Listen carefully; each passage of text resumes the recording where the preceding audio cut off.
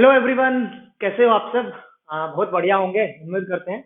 तो आज हम जानेंगे जो अपना अरिथमेटिक प्रोग्रेशन का चैप्टर है, जो कि चैप्टर 5 है 10th क्लास की अगर बात करें तो। बाकी वैसे अगर कोई बीकॉम का बच्चा है तो वो भी जो है एपी के बारे में जानता है, तो वो भी इस वीडियो को देखे और जो है अपने डाउट क्लियर करे। तो काफी अच्छे क्वेश्चन, एक्सरसाइज 5.3 जो कि क्वेश्चन नंबर 3 है। तो यहाँ पर बेसिकली हमने सम ऑफ टर्म्स निकालना रहता है ना, सम ऑफ एन टर्म्स।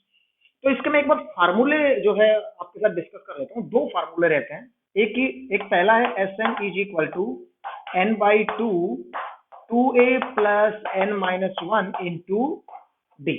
और एक और फार्मूला रहता है that is S N is equal to N by two A plus L. और जो एल है वो बेसिकली आपका एनएच टर्म रहता है, यानी कि ए एन का वैल्यू ही रहता है। अगर मैं आपको बताऊं ये फार्मूले जनरेट कैसे हो रहे हैं, इसी फार्मूला से ये फार्मूला कैसे बनता है, तो एक बार समझिएगा।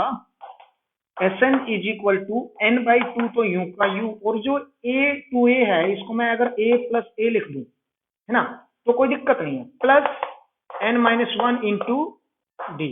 नाउ देखिएगा, ये जो A plus N minus one D है, आपको पता होगा कि ए एन का जो फार्मूला है बेटा, वो क्या लिखते हैं हम, A plus N minus one into D. यही तो रहता है बेटा nth टर्म निकालने के लिए, A N is equal to A plus N minus one D. और हमने बताया कि ए nth टर्म और लास्ट टर्म भी बोल देते हैं उसको। तो ये जो चीज है इसकी जगह मैं क्या लिख सकता हूँ, ए एन या फिर एल भी तो लिख सकता हूँ। तो क्या आ जाएगा, S N is equal to N by two A plus, इसकी जगह मैं ए एन लिख दू या फिर एल लिख दू। देखो बेटा ये फार्मूला सेम बन गया है, ये वाला, समझ रहे हो आप इस बात को? तो बेटा ये फार्मूला तो होपफुली आप इस बात को बेटा अच्छे से समझ पाए होंगे, इसमें कोई ऐसी बात नहीं है। तो मैं यहाँ से इनको तो जो है हटा देता हूँ कि कैसे हमने बनाया है ना, कैसे ये बनता है ये यहाँ से। लेकिन फिलहाल हम करते हैं सवालों को, और ये भी जानना जरूरी है कि कौन सा फार्मूला किस केस में यूज करना है। देखो यहाँ पर अपने पास कितनी वैल्यूज, एक तो एन और एक ए और एक डी, तीन वैल्यू, और चौथा जो है एस। चार चीजें होती है, एन ए डी और एस। भाई एस एन तो हमने, एस मतलब सम, एस एन मतलब सम ऑफ एन टर्म्स, सम, एक एन और एक ए और डी। और इसमें देखते हैं तो इसमें एस एन ए और एल कह लो, इसमें चार चीजें। यानी कि जब अपने पास डी होता है तो ये फार्मूला यूज करेंगे, और जब अपने पास लास्ट टर्म होता है तो हम ये फार्मूला। समझ पाए होंगे? चलिए अभी सॉल्व करते हैं, ठीक है ना। चलिए, तो क्योंकि उस फार्मूला में तो दूसरे में तो डी का यूज ही नहीं होता। तो अभी जो पहला क्वेश्चन है हमने बताना क्या है, एक तो एन का वैल्यू बता। अब एन का वैल्यू बताना है और हमारे पास डी भी है, एस एन बताना है। तो एस एन में क्या करते हैं हम, एन बाई टू, लेकिन एन का वैल्यू तो हमें पता ही नहीं है, एन का वैल्यू पता होना चाहिए ना। तो एन का वैल्यू बेसिकली आप इसका यूज करके और इनका यूज करके निकाल सकते हैं। इस तरह के सवाल हमने पहले करे हैं एक्सरसाइज 5.2 में भी। सो ए एन का फार्मूला अपने पास रहता है A plus N minus one into D.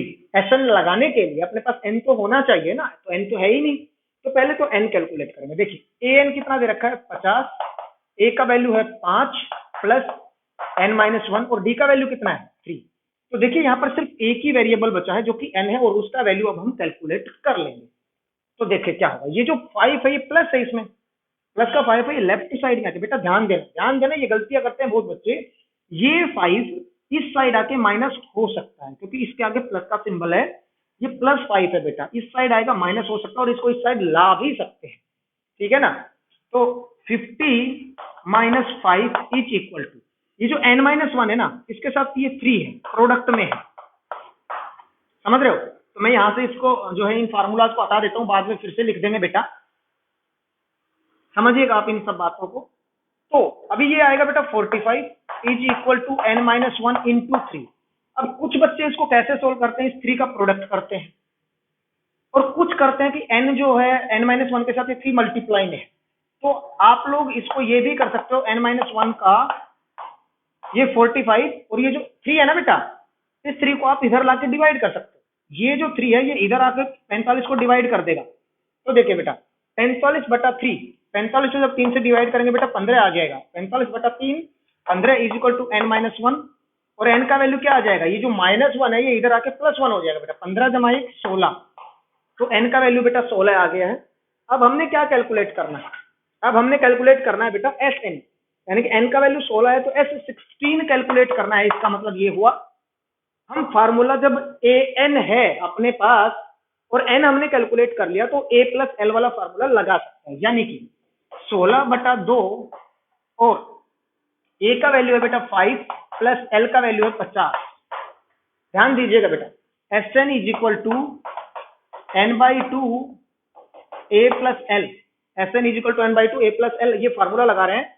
So S16 कितना आ जाएगा बेटा 16/2 8 और इसकी मल्टीप्लाई 50 जमा 5 ये 55 आ जाएगा बेटा। और प्रोडक्ट का 8 5 40, 4 8 5 40 और 4 44।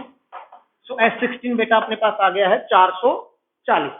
तो फिलहाल हमने यहाँ पर क्या कैलकुलेट किया है, यहाँ पर हमने S16 कैलकुलेट करा है बेटा। S16 कितना आ गया है 440। तो बाकी क्वेश्चन भी डिस्कस करेंगे बेटा, कंटिन्यू रखेंगे हम इसको, है ना। तो चैनल को सब्सक्राइब कर दीजिएगा इसी तरह के और वीडियोस देखने के लिए। अपने सभी फ्रेंड्स के साथ वीडियो को जो है शेयर कर दीजिएगा, है ना। और स्टेटस पे भी लगा लीजिएगा, अपने व्हाट्सएप स्टेटस पे भी, है ना।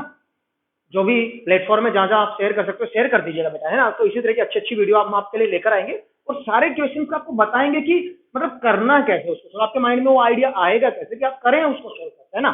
चलिए बहुत बहुत धन्यवाद। जय हिंद जय Bharat, thank you very much.